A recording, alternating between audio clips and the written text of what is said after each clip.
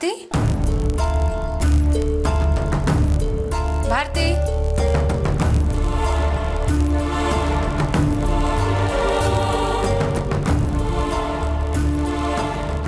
ಇದೇನಿದು ಕರೆದ್ರೂ ಕೇಳಿಸ್ದಿರೋ ಹಾಗೆ ಹೋಗ್ತಾ ಇದ್ದಾಳಲ್ಲ.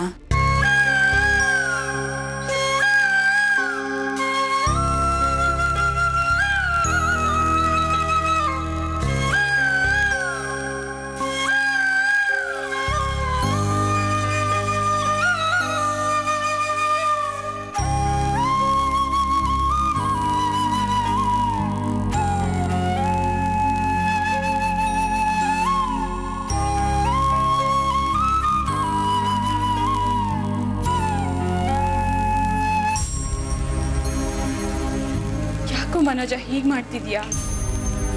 ಮಾತಾಡ್ಸೋಣ ಅಂದ್ರೆ ಅದು ಆಗ್ತಿಲ್ಲ. ಮನೆಗೆ ಬಾ ಅಂತ ಕರೆದ್ರೆ ಗೊತ್ತಿಲ್ಲದೆ ಇರೋ ಹಾಗೆ ವರ್ತಿಸ್ತಿದ್ಯಾ? ಏನಾಯ್ತು ನಿನ್ಗೆ? ಹೇಗೋ ಸರಿ ಮಾಡೋದು ನಿನ್ನನ್ನ? ಒಂದು ಅರ್ಥ ಆಗದೆ ಒದ್ದಾಡ್ತಾ ಇರೋದು ಕಾಣಿಸ್ತಿಲ್ವೇನೋ ನಿನ್ಗೆ? ಮನ್ಸನ್ನ ಯಾಕೋ ಕಲ್ ಮಾಡ್ಕೊಂಡಿದ್ಯಾ? ಮಾತಾಡು ಮನೋಜ, ಒಂದ್ಸಲ ಆದ್ರೂ ನನ್ನ ಜೊತೆ ಮಾತಾಡು.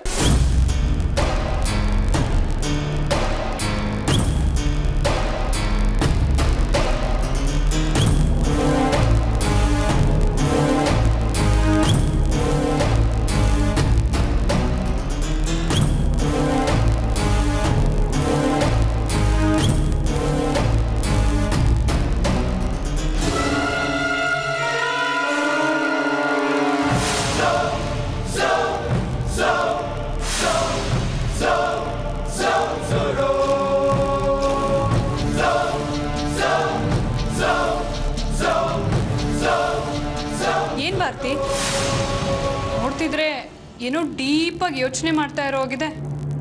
ಏನ್ ವಿಷಯ? ಯಾಕೆ ಭಾರತಿ ಹಾಗೆ ನೋಡ್ತಾ ಇದೀಯಾ? ಕರೆದ್ರೂ ಕೇಳಿಸ್ತಿಲ್ವಾ ನಿನ್ಗೆ? ಅಲ್ಲ ಭಾರತಿ, ಆಲಿಂದ ತಾನೇ ಬಂದೆ ನೀನು. ಅತ್ತೆ ಅಡ್ಗೆ ಮನೆಯಿಂದ ಕೂಗ್ತಾನೆ ಇದ್ದಾರೆ. ಕೇಳಿಸ್ತಿರೋ ತರ ಬರ್ತಾ ಇದೆಯಲ್ಲ. ಅತ್ತೆ ಅಂದ್ರೆ ಅಷ್ಟು ಕೇರ್ಲೆಸ್ಸಾ ನಿನ್ಗೆ?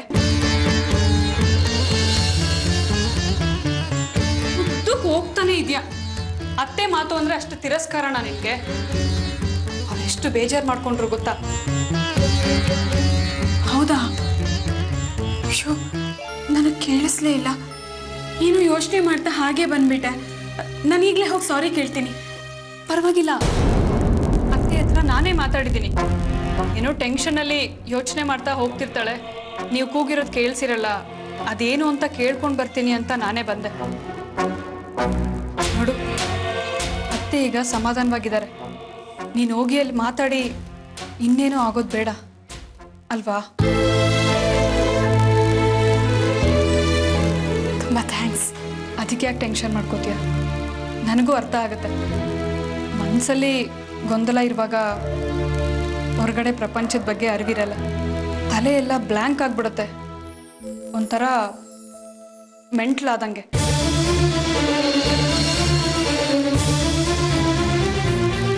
ಸಾರಿ ಭಾರತಿ, ಅದು ಒಟ ಅಂತ ಮಾತಾಡ್ತೀನಲ್ಲ, ಬಾಯಿ ತಪ್ಪಿ ಏನೋ ಬಾಯಿಗೆ ಬಂದ್ಬಿಡ್ತು.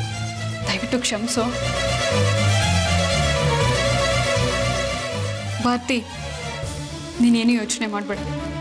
ಮನೋಜನ್ನ ಮನೆ ಕರ್ಕೊಂಡು ಬರೋದಕ್ಕೆ ನಾನು ನಿನಗೆ ಸಹಾಯ ಮಾಡ್ತೀನಿ, ಓಕೆನಾ?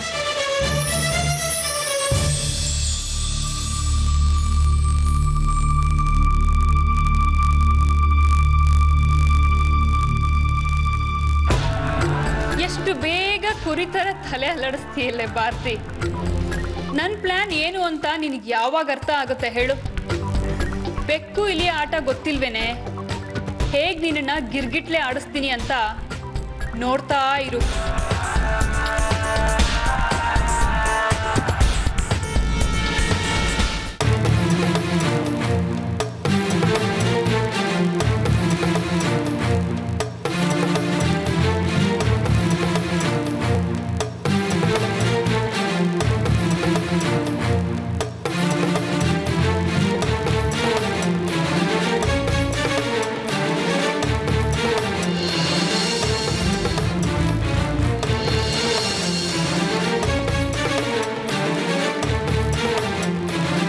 ಆಯ್ತಾ ಮಾತುಕತೆ? ಅಮ್ಮವ್ರದ್ದು.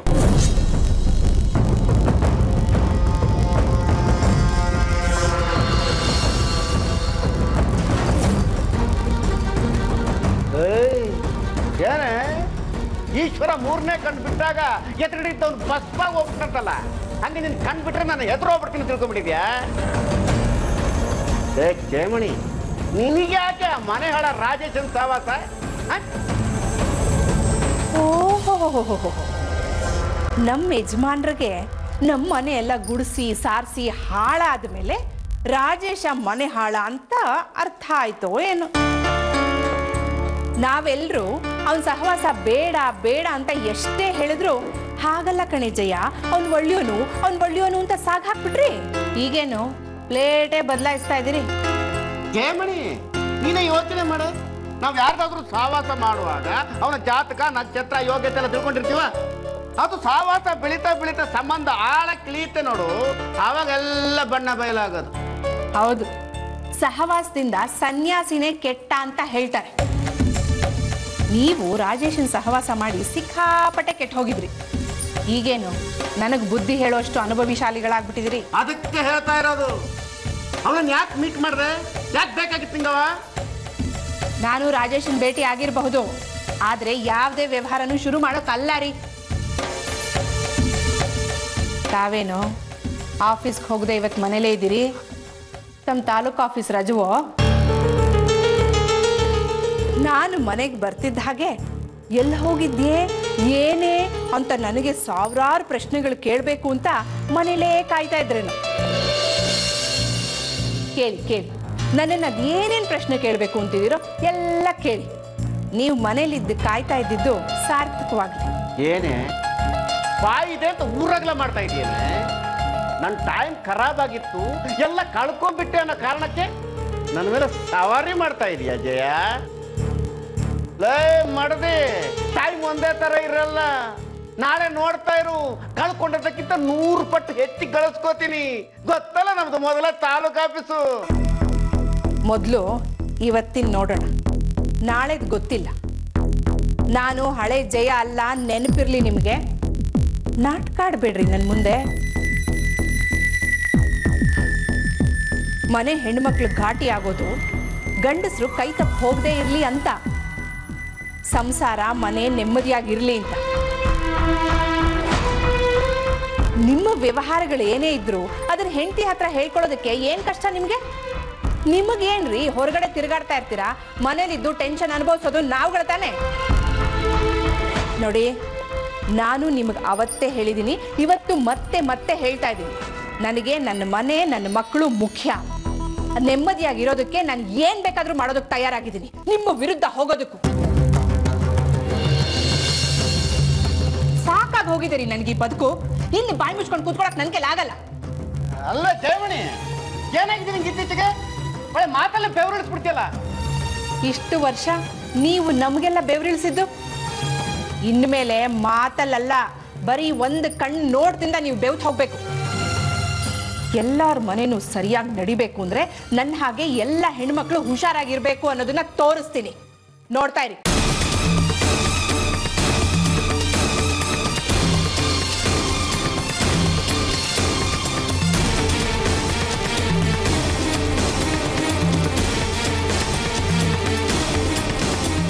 ಹಳೆ ಮನೆನೇ ಚೆನ್ನಾಗಿತ್ತಪ್ಪ, ಈ ಹೊಸ ಮನೆ ಏನಾಗಿದೆ ಅಂತ ವಾಸ್ತು ಸರಿ ಇಲ್ಲ ಅನ್ಸುತ್ತೆ. ಹಳೆ ಮನೇಲಾದ್ರೆ ನಾನು ಹೇಳಿದ್ದನ್ನು ಕೇಳ್ಕೊಂಡು ಎಲ್ಲರೂ ಬಾಯಿ ಮುಚ್ಕೊಂಡು ತೆಪ್ಪಗಿರೋರು, ಇಲ್ಲಿ ಊರಾಗಲ ಬಾಯಿ ಮಾಡ್ಬಿಡ್ತಾರಲ್ಲ.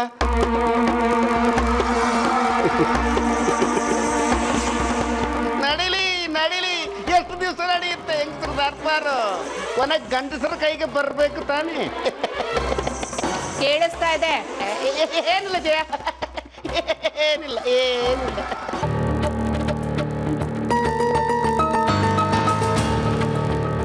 ಅಲ್ಲ, ನನ್ನ ಹೆಂಡತಿ ಆ ರಾಜೇಶನ್ ಜೊತೆ ಸಂಪರ್ಕ ಇಟ್ಕೊಂಡಿದ್ದನ್ನ ನನ್ನ ಅಳಿಯಂದ್ರಿಗೆ ತಿಳಿಸಿ, ಅಳಿಯಂದ್ರ ಹತ್ರ ನಮ್ಮ ಜಯಮ್ಮಂಗೆ ಏನಾದರೂ ಬುದ್ಧಿವಾದ ಹೇಳಿಸಿದ್ರಂಗೆ ಆವಾಗ ಜಯ ರಾಜೇಶನ್ ಜೊತೆ ಸಂಪರ್ಕ ಕಟ್ ಮಾಡ್ಕೊಂಡ್ಬಿಡ್ತಾಳೆ. ಅವಳು ಮಹಾಕಾಳಿ ಅವತಾರನೂ ಹಿಡಿದೋಗ್ಬಿಡುತ್ತೆ. ನಾನು ಸೇಫ್. ಹಿಂದೆ ರಾಕ್ಷಸರ ಕಾಟದಿಂದ ತಪ್ಪಿಸ್ಕೊಳ್ಳೋಕ್ಕೆ ದೇವತೆಗಳು ಮೊರೆ ಹೋಗ್ತಿದ್ರಂತೆ. ಈಗ ದೇವತೆಗಳೆಲ್ಲಿದ್ದಾರೆ? ಪೊಲೀಸರೇ ದೇವತೆಗಳು.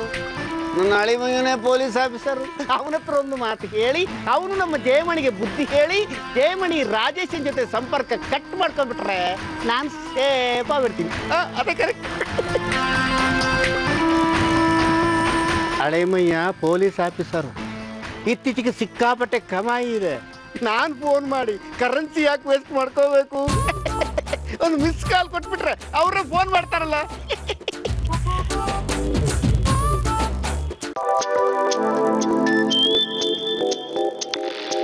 ಮಾವ ಸರಿ ನೀನು ಹೋಗ. ಇವ್ರು ಯಾಕೆ ಮಿಸ್ಡ್ ಕಾಲ್ ಕೊಟ್ಟರು? ಇವ್ರು ಬಿದ್ದಿದ್ದೆ ಗೋಳು. ಇದಕ್ಕನ್ನೋದು ಅಳಿಮಯ್ಯ ಅಂತ. ಹಲೋ, ನಾನು ಅಳಿಮಯ್ಯ, ಅದೇ ಭಾರತಿ ಅಪ್ಪ, ಜಯಮಣಿ ಗಂಡ, ತಾಲೂಕು ಆಫೀಸ್ ರಾಮಪ್ಪ. ಗೊತ್ತಾಯ್ತ್ರಿ, ಏನ್ ವಿಷಯ ಹೇಳಿ. ಏನಿಲ್ಲ ಅಳಿ ಅಂದ್ರೆ ಸುಮ್ಮನೆ ಸುಖ ಕಷ್ಟ ಮಾತಾಡೋಣ ಅಂತ ಮಾಡಿದೆ. ಡಿಸ್ಟರ್ಬ್ ಆಯ್ತಾ? ಸದ್ಯಕ್ಕೆ ಡಿಸ್ಟರ್ಬ್ ಏನೂ ಆಗ್ಲಿಲ್ಲ. ವಿಷಯ ಏನು ಅಂತ ನೇರವಾಗಿ ಹೇಳಿ. ಏನಿಲ್ಲ ಅಳಿ ಅಂದ್ರೆ ಅದು ಅಂದ್ರೆ ನನ್ನ ಹೆಂಡತಿ ಜಯಮಣಿ, ಅದೇ ಭಾರತಿ ತಾಯಿ ನಿಮ್ಮ ಅತ್ತೆಗೆ ಸ್ವಲ್ಪ ಬುದ್ಧಿವಾದ ಹೇಳ್ಬೇಕಾಗಿತ್ತಲ್ಲ. ಅವಳು ಇತ್ತೀಚೆಗೆ ತೀರಾ ವಿಚಿತ್ರವಾಗಿ ಆಡ್ತಾ ಇದ್ದಾಳೆ. ಮಹಾ ಕೋಪಿಷ್ಟ ಆಗ್ಬಿಟ್ಟಿದ್ದಾಳೆ. ಕೆಲಸ ರಣ ಚಂಡಿ ಆಗ್ಬಿಡ್ತಾಳೆ ಅಲ್ಲಿ ಅಂದ್ರೆ. ನಮ್ಮ ಅತ್ತೆಗೆ ಈಗಲಾದ್ರೂ ಜ್ಞಾನೋದಯ ಆಯ್ತಲ್ಲ. ಜೋರಾಗಿ ಇಲ್ಲದೆ ಇದ್ದಿದ್ರೆ ಈ ಪುಣ್ಯಾತ್ಮ ಗುಡಿಸಿ ಗುಂಡಾಂತರ ಮಾಡೋದನ್ನ ಇನ್ನೂ ಮುಂದುವರಿಸ್ತಾ ಇದ್ದ. ಸದ್ಯ ಈಗಲಾದ್ರೂ ಎಚ್ಚೆತ್ಕೊಂಡ್ರಲ್ಲ, ಇನ್ನೇನು ಹೊಸ ಕತೆ ಶುರು ಮಾಡ್ತಾರೋ ಏನೋ. ಹಲೋ ಹಲೋ ಹಲೋ, ಹೇಳಿ. ಇದೀರಾ? ಅಲ್ಲ ಏನಿಲ್ಲ ಅಳಿ ಅಂದ್ರೆ ನಮ್ ಜಯಮಣಿ ಆ ರಾಜೇಶಪ್ಪನ ಜೊತೆಗೆ ಸಂಪರ್ಕ ಇಟ್ಕೊಂಡ್ಬಿಟ್ಟವಳೆ.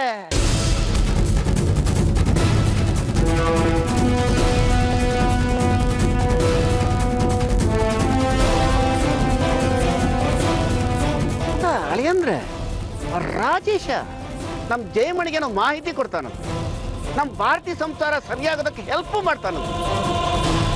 ಅದಕ್ಕೋಸ್ಕರ ಈ ಜಯಮಣಿ ಅವನಿಗೆ ದಿನ ಫೋನ್ ಮಾಡೋದೇನು, ಮೀಟ್ ಮಾಡೋದೇನು, ಕುಸು ಕುಸು ಕುಸು ಕುಸು ಅಂತ ಗಂಟೆಗಟ್ಟಲೆ ಮಾತಾಡೋದೇನು.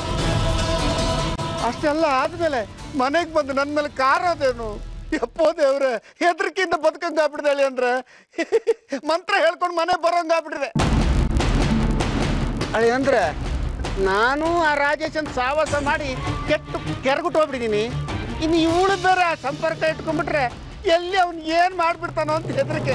ಮೊದಲೇ ಇವಳಿಗೆ ವ್ಯವಹಾರ ಜ್ಞಾನನಿಲ್ಲ, ಲೋಕ ಜ್ಞಾನನಿಲ್ಲ.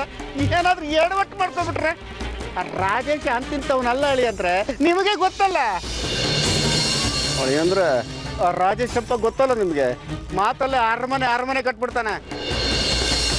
ನೀವು ದಯವಿಟ್ಟು ನನ್ನ ಹೆಂಡತಿ ಜಯಮಣಿಗೆ ಸ್ವಲ್ಪ ಬುದ್ಧಿವಾದ ಹೇಳಿ. ನೀವು ಹೇಳಿದ್ರೆ ಖಂಡಿತ ನನ್ನ ಹೆಂಡತಿ ಕೇಳ್ತಾಳೆ. ಇಲ್ಲ ಅನ್ಬೇಡಿ ಪ್ಲೀಸ್. ಸರಿ, ಅತ್ತೆ ಹತ್ರ ನಾನು ಮಾತಾಡ್ತೀನಿ, ನೀವು ಟೆನ್ಷನ್ ತಗೋಬೇಡಿ. ಆಯ್ತು ಅಳಿ ಅಂದ್ರೆ ಆಯ್ತು, ದೊಡ್ಡ ಉಪಕಾರ ಆಯ್ತು.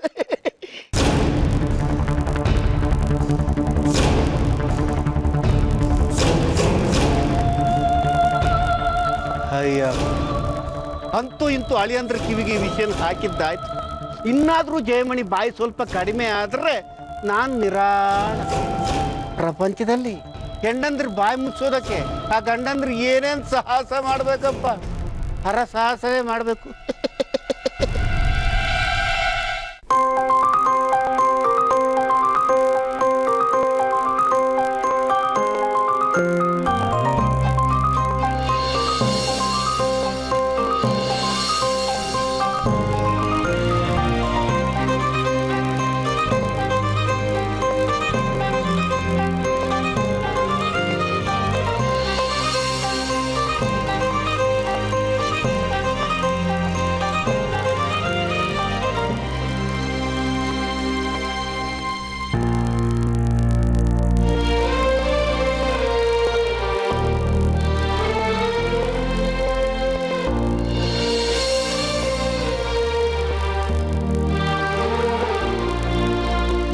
ಭವಾನಿ ಅವರೇ, ನಮ್ಮ ಮನೆಗೆ ಯಾವಾಗ ಬರ್ತಿದ್ದೀರಾ? ಹಾಗಂತ ನಾನು ಕೇಳಲಿಲ್ಲ, ಅಮ್ಮ ಕೇಳ್ತಿದ್ರು. ತಲೆ ಕೆಡಿಸ್ಕೊಬೇಡಿ ಭವಾನಿ ಅವರೇ, ಅಮ್ಮನಿಗೆ ನಿಮ್ಮನ್ನು ನೋಡೋ ಆಸೆ, ಅದಕ್ಕೆ ನನ್ನನ್ನು ಕೇಳ್ತಾ ಇದ್ರು. ಅದೇನೋ ಗೊತ್ತಿಲ್ಲ ರೀ, ಅಮ್ಮ ಯಾವಾಗಲೂ ನಿಮ್ಮನ್ನೇ ವಿಚಾರಿಸ್ತಾ ಇರ್ತಾರೆ. ಯಾವಾಗ ಭವಾನಿ ನಮ್ಮನೆ ಕರ್ಕೊಂಬರ್ತೀಯಾ, ಯಾವಾಗ ಭವಾನಿ ನಮ್ಮನೆ ಕರ್ಕೊಂಬರ್ತೀಯಾ ಅಂತ. ಆ ಮುಹೂರ್ತ ಇವತ್ತು ಕೂಡ ಬಂತು ನೋಡಿ. ಮುಹೂರ್ತ ಅಂದರೆ ತಪ್ಪು ತಿಳ್ಕೊಬೇಡ್ರಿ, ಇಷ್ಟು ದಿನ ನಾನು ಬ್ಯುಸಿಯಾಗಿದ್ದೆ, ನಿಮಗೆ ಹೇಳೋಕ್ಕಾಗಿರಲಿಲ್ಲ. ಇವತ್ತು ಟೈಮ್ ಸಿಕ್ಕಿದೆ, ಅದಕ್ಕೆ ಮುಹೂರ್ತ ಕೂಡ ಬಂತು ಅಂತ ಹೇಳಿದ್ದು. ಸರಿ, ಯಾವಾಗ ಬರ್ತೀರಿ ಹೇಳಿ?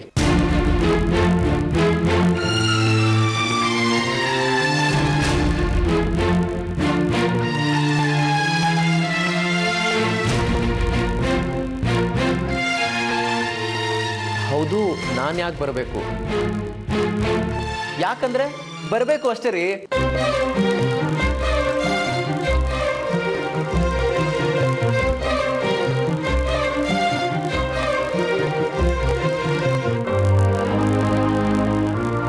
ಮನೆಗೆ ಬರೋಕೆ ರೀಸನ್ನೇ ಮುಖ್ಯನಾ?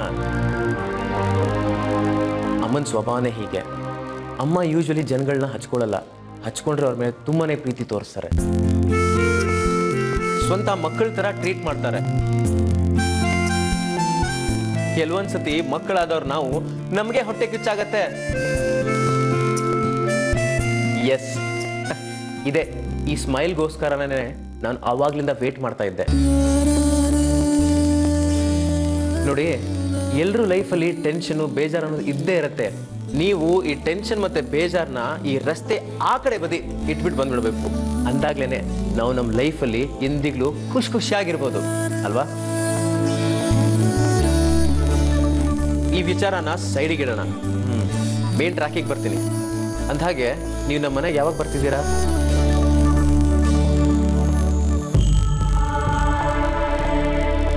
ನೀವು ಯೋಚನೆ ಮಾಡಿ ನಿರ್ಧಾರ ತಗೊಳ್ಳಿ, ಬಟ್ ಆ ನಿರ್ಧಾರ ಪಾಸಿಟಿವ್ ಆಗಿರಬೇಕು.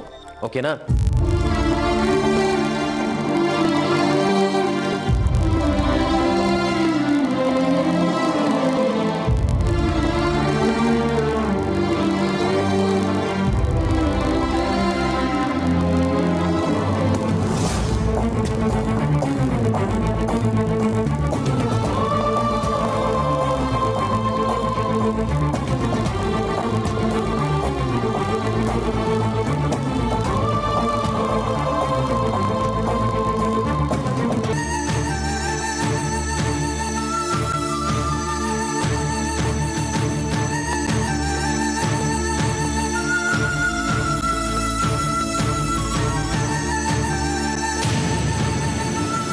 ಅತ್ತೆ,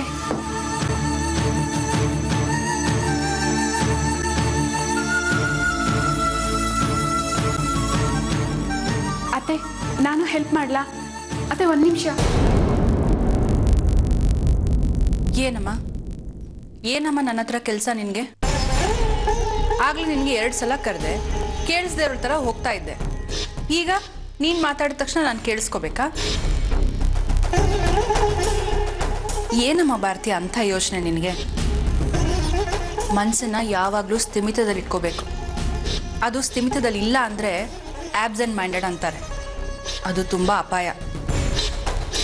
ಸಾರಿ ಅತ್ತೆ, ನಂಗೆ ಗೊತ್ತಾಗ್ಲಿಲ್ಲ. ಏನೋ ಯೋಚನೆ ಮಾಡ್ತಾ ಇದ್ದೆ. ಯೋಚನೆ ಎಲ್ರಿಗೂ ಇರುತ್ತೆ.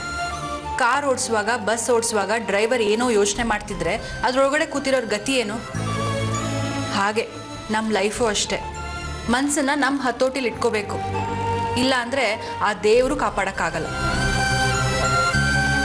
ನಾನಾಗಿದ್ದಕ್ಕೆ ಓಕೆ, ಮನೇಲಿ ಬೇರೆಯವ್ರು ಯಾರಾದರೂ ಕರೆದಿದ್ರೆ ಅವ್ರು ಎಷ್ಟು ನೋವು ಮಾಡ್ಕೋತಿದ್ರು ಹೇಳು?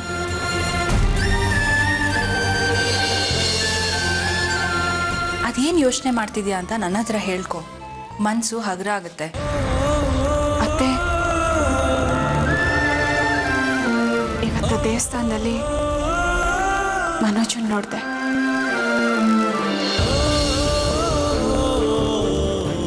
ಆದರೆ ಅವನನ್ನ ಮಾತಾಡ್ಸೋದಕ್ಕಾಗಲಿಲ್ಲ. ಅವನ ಹತ್ರ ಹೋಗ್ತಿದ್ದ ಹಾಗೆ ಅವತ್ತು ಅವನನ್ನ ನೀನು ಯಾರು ಅಂತ ಪ್ರಶ್ನೆ ಮಾಡಿದ್ದು ನೆನಪಿಗೆ ಬಂತು. ಏನಾದರೂ ಹಾಗೆ ಪ್ರಶ್ನೆ ಮಾಡಿದಿದ್ರೆ ನಿಂದ ಸಹಿಸ್ಕೊಳ್ಳೋದಕ್ಕೆ ಆಗ್ತಿರ್ಲಿಲ್ಲ ಅತ್ತೆ. ಅದಕ್ಕೆ ಅವನನ್ನ ದೂರದಿಂದ ನೋಡಿ ಹಾಗೆ ನಿಂತ್ಕೊಂಡ್ಬಿಟ್ಟೆ. ಭರತಂಗಾದ್ರೂ ಫೋನ್ ಮಾಡಿ ಹೇಳ್ಬಾರ್ದಮ್ಮ, ಅವನಾದ್ರೂ ಬಂದು ಮಾತಾಡ್ಸಿರೋನು. ಬೇಡ ಅತ್ತೆ, ಮನೋಜನ್ನ ನಾನೇ ಮಾತಾಡಿಸ್ತೀನಿ. ಅವನ ವರ್ತನೆಗೆ ಕಾರಣ ಏನು ಅಂತ ಅವನಿಂದಾನೇ ತಿಳ್ಕೊಳ್ತೀನಿ. ಮನೋಜನ್ನ ಈ ಮನೆಗೆ ನಾನು ಕರ್ಕೊಂಡು ಬಂದೇ ಬರ್ತೀನಿ.